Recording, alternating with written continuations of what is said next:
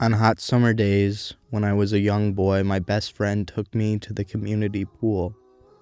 She liked the pool a lot. She would sit in the sun for hours, her golden skin speckled with spots that the sun leaves behind on its aged children. She glistens from the suntan oil and sweat that leaves a scent of banana Laffy Taffy mixed with a stink that would linger in her car and refuse to leave all summer long. When she couldn't bear the heat any longer, she would slowly ease herself into the pool, baptizing herself in the cool currents and splashes of young children. She especially loved the ambience of joyful children screaming. The screams would lull her into a doze with her mouth wide open. This embarrassed me so much, but now I just wish I could feel this embarrassment. Days like these are vivid in my memory, and yet something is missing. Something has been left out. My existence is permanently on the tip of my tongue and forever ungraspable. My memory fails me. It feels like childhood. It's one of those snowy days that makes the entire world feel still. Soft flakes of snow fall gently on the ground. The sun brightly shines onto the snow and makes the white world around me sparkle. Fluffy clouds that look like big cotton balls placed in the sky by giants.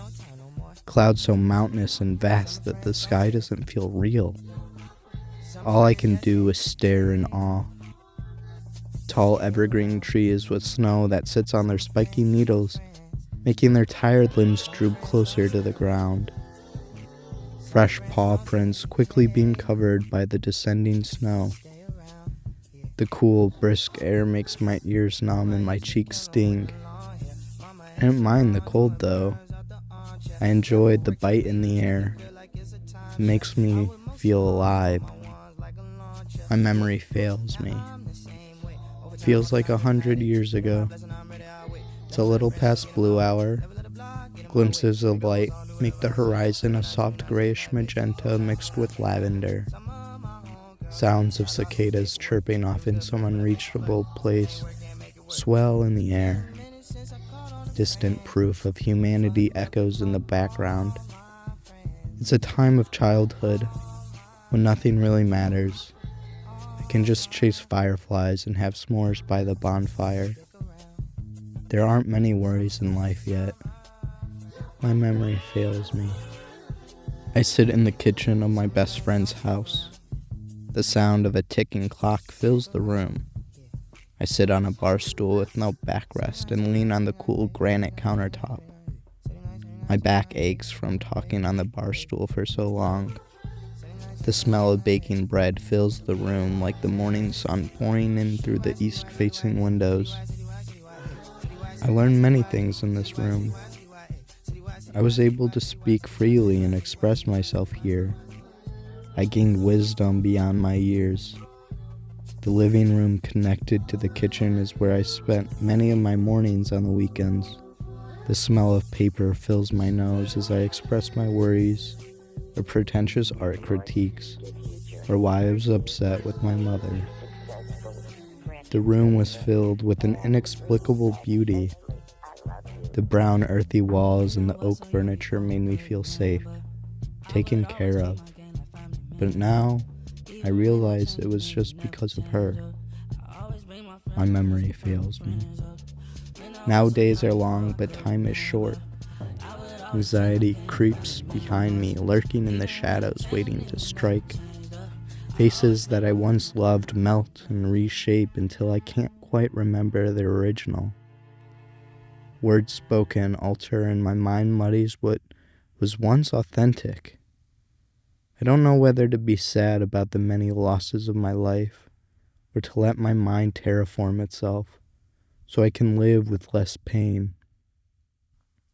I close my eyes to remember my dog I lost early when I was 13.